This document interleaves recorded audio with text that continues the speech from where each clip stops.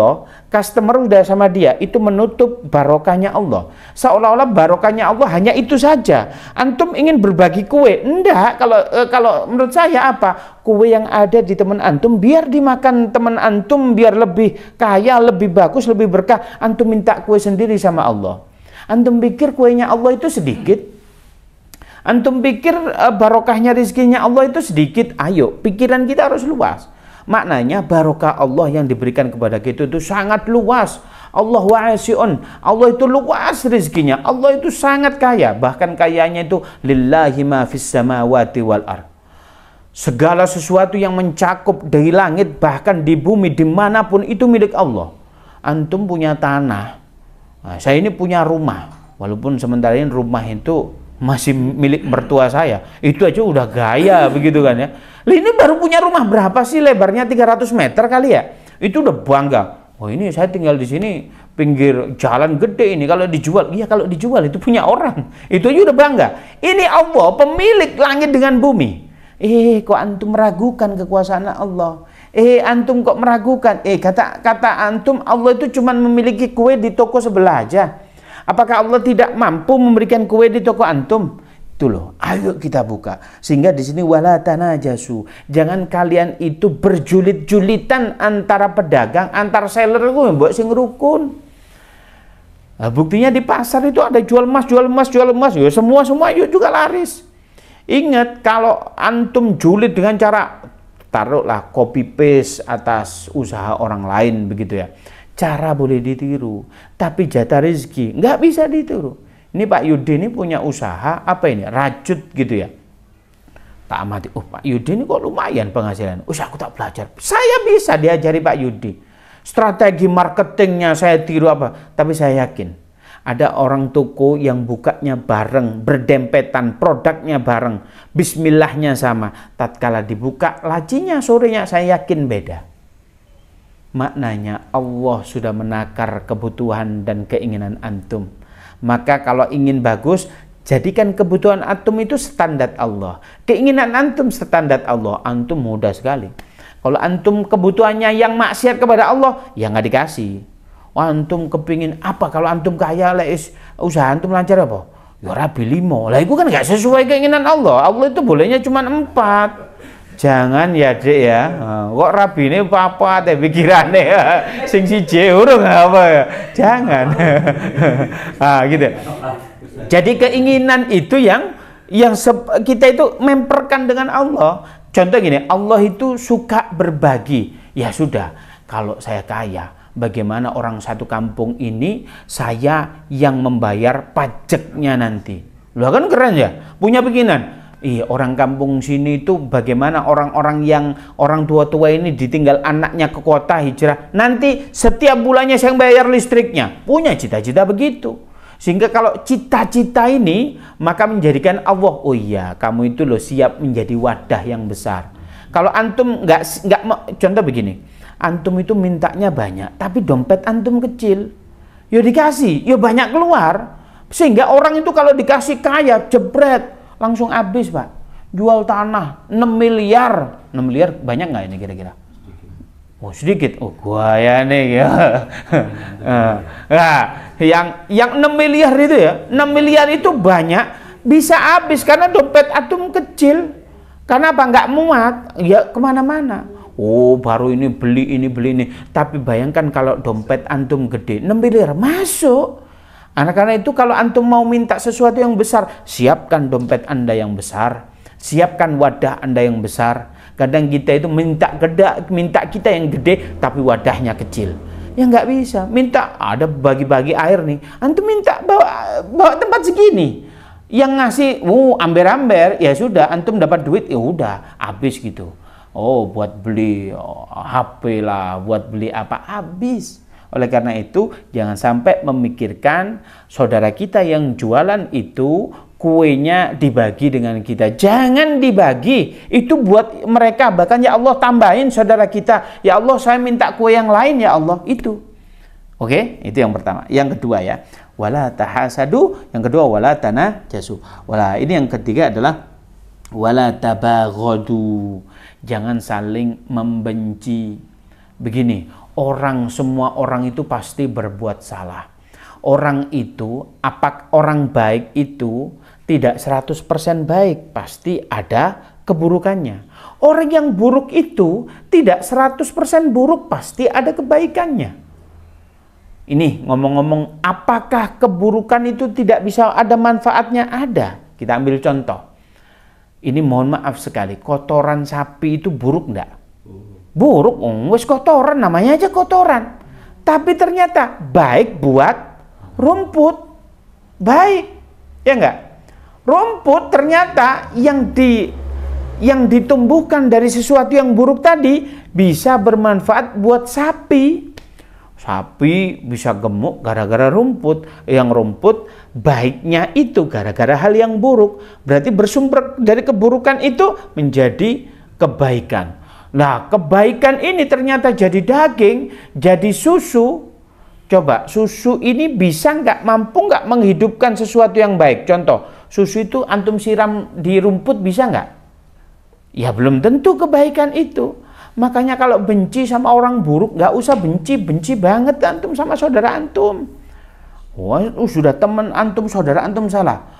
Saya pokoknya kalau dia harus diusir, saya nggak mau bersaudara sama dia. Jangan kasar-kasar. Orang buruk itu masih ada kebaikannya. Ya, jadi wala tabaghadu, jangan benci-benci banget. Itu tadi ingat. Kadang kebaikan itu tumbuh atas keburukan. Nah, ini contoh ini. Kalau orang kaya itu definisi baik itu orang kaya. Kalau satu dunia ini dibikin baik semua. Saya tanya, kalau antum punya rumah nggak antum kira-kira kalau semua satu dunia ini kaya? Antum sama saya ini kayanya sama-sama 50 triliun. Semua satu dunia. Siapa yang mau jadi kuli? Antum nyuruh saya kuli. Sorry ya bro, duit saya juga 50 triliun. Kira-kira ekonomi stuck nggak? Stuck. Nggak ada yang mau bangun rumah. Sehingga apa? Ada kasta yang rendah. Mohon maaf ini bukan kita mengasta-ngastakan. Ada yang sesuatu yang buruk pasti ada kebaikannya. Oleh karena itu jangan benci sesuatu yang buruk. Benci-benci banget. Jangan terlalu cinta atas kebaikan. Allah Subhanahu wa taala mengajarkan kita, apa kata Allah Subhanahu wa taala? Wa asa an takrahu syai'an wa huwa khairul lakum wa asa an tuhibbu syai'an wa huwa syarrul lakum wallahu ya'lamu wa antum la ta'lamun. Hei kalian, jangan kamu anggap yang baik menurutmu itu baik menurut Allah. Jangan kamu anggap yang buruk menurutmu itu buruk menurut Allah. Wallahu ya'lamu wa antum la ta'lamun. Hanya Allah yang Maha tahu. Kalian ente ini nggak paham. Maknanya begini.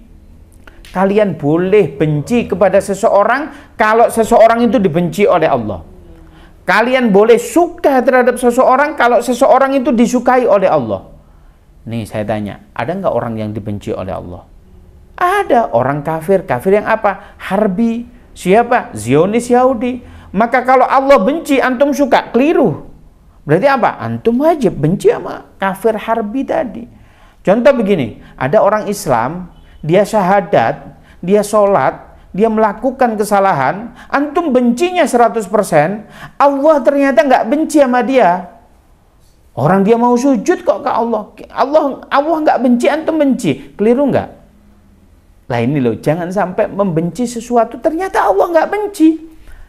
Apalagi antum benci terhadap ulama. Masya Allah, naudzubillah. Al-ulama warasatul anbiya. Ulama itu pewaris dari para nabi. Nabi itu sebagian rasulnya Allah. Juru berbicara resminya Allah. Loh ini loh, kok kita mau benci ulama? Ada orang yang sekarang tidak cocok dengan fenomena nasab ini ya.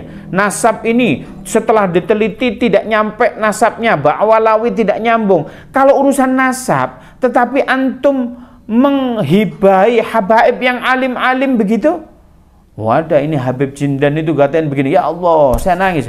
Saya saksi beliau kalau membaca kitab, saya mendengarkan beliau membaca, dengan saya membaca, saya itu nangis kalau mendengarin beliau membaca. Maknanya kalau membacanya dari hati yang luar biasa. Mungkin kalau saya yang membaca ini, kalau bahasa orang-orang umum ini masih ontran gitu, banyak mainnya ini. Lah itu begitu kok ada orang yang julid kepada beliau. Saya itu nangis itu. Ini kok kurang ajar sekali ini orang-orangnya. Ya jangan disamakan dong. Kalau ada contoh ini nggak suka sama bab diskusi nasab, tapi jangan sampai tidak suka dengan orang-orang yang alim begitu. Nah ini loh, kalau kita itu salah memposisikan hati kita suka terhadap apa yang tidak disukai oleh Allah, ternyata kita benci terhadap apa yang disukai oleh Allah, bahaya kita itu. Oleh karena itu di sini kita jangan benci. Makanya apa sih Rasulullah itu loh kurang hebat bagaimana? Kalau antum di sini dakwah itu, antum saya ini ya Allah sudah dakwah kemana-mana, saya ini bikin majelis taklim di sini, saya ini begini, saya diamani begini. Antum sesora apa sih? Sora apa? Antum itu belum merasakan sulitnya dakwahnya Rasulullah SAW. Antum ini kan masih dakwah terhadap seorang muslim. Rasulullah yang didakwai siapa? Orang kafir semua. Loh, gelasnya Sayyidina Umar, oh begini dakwahnya. Rasulullah kalau mau dibunuh berkali-kali. Kita emang sudah ada ini yang ngancem ini. Kalau Anda berdakwah, oh kalau saya pernah hanya bukan dibunuh, tidak boleh mengirikan jamaah tablik di sebuah tempat. Pernah. Oh, dilaporin ke Koramil dan lain sebagainya. Pernah. Tapi apakah pernah saya itu kalau mau baca Arba'in Nawawi dibunuh? Nggak pernah. Ini coba. Ini Rasulullah loh ya. Pada saat ke Taif mau berdakwah, apa coba? Dilemparin. Rasulullah sampai berdarah-darah.